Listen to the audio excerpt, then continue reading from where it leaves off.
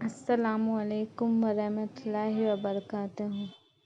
آج میں آپ کو عاشورہ کے روزے کے بارے میں بتانے جا رہی ہوں۔ 9 اور 10 کا روزہ۔ یہ شہر اللہ ہے، اللہ کا مہینہ ہے۔ اس مہینے کی تعظیم کی وجہ سے اللہ کا مہینہ کہا جاتا ہے۔ ہجری کا سال کا پہلا مہینہ ہے، افضل مہینہ اور حرمت والا۔ سال کی ابتدا بھی حرمت والے مہینے سے ہوتی ہے اور سال کے اختتام بھی حرمت والے مہینے سے ہوتی ہے۔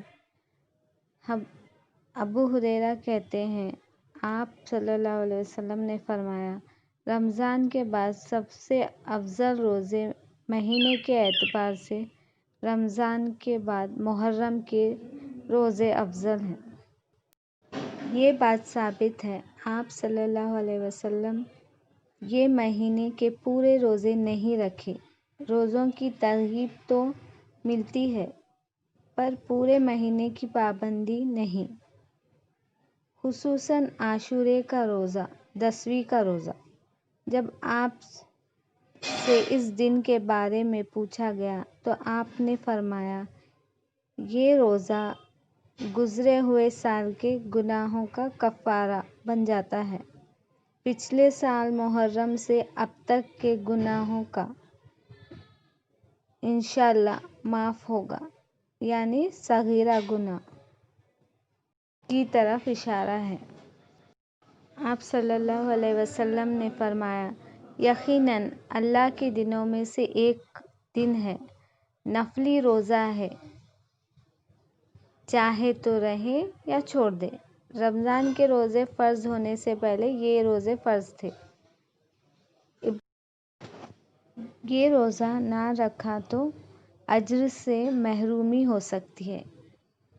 احتیاط کا تقاضا ہے، 9 کا روزہ رکھا جائے، 7 میں۔ عبداللہ بن عباس کہتے ہیں، آپ صلی اللہ علیہ وسلم نے 2 دن کے روزے کا ارادہ کیا۔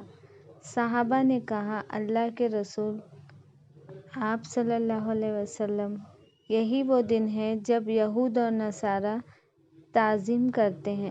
اس پر آپ صلی اللہ علیہ وسلم نے فرمایا، جب میں آئندہ سال ہو تو اللہ نے چاہا تو ہم 9ویں دن کا روزہ بھی رکھیں گے۔ آئندہ سال آپ صلی اللہ علیہ وسلم وفات پا گئے تو افضل ہے 2 دن کا رکھیں روزہ۔ اور یہ سنت ہو گئی کیونکہ آپ نے صحابہ کو خود ترغیب دلائی کہ 9 اور 10 کا روزہ رکھو۔ ابن عباس کا قول ہے، یہود کی مخالفت کرو، اس طرح کے بعد والا نہیں، 9 اور 10 کا روزہ رکھو۔ تو آپ لوگ بھی 9 اور 10 کا روزہ رکھیے انشاءاللہ۔ آپ کے پچھلے سال کے محرم سے آج تک کے صغیرہ گناہ سارے معاف ہو جائیں گے انشاءاللہ، اللہ چاہا تو۔ آپ کو اگر میرا ویڈیو اچھا لگا تو اسے لائک کیجیے، شیئر کیجیے، سبسکرائب کیجیے اور بیل آئیکن پریس کیجیے تاکہ میرے آنے والے ویڈیوز آپ تک پہنچ سکے۔ شکریہ۔